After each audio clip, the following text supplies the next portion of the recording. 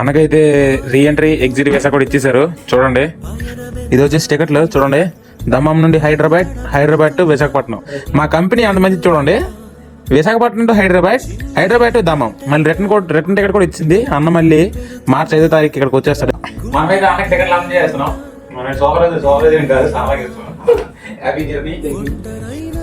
Last ఒక చిన్న meal వేయడానికి వెళ్తాము బయటికి. లాస్ట్ పార్టీ, ఆహా వేడి పార్టీ. చేటా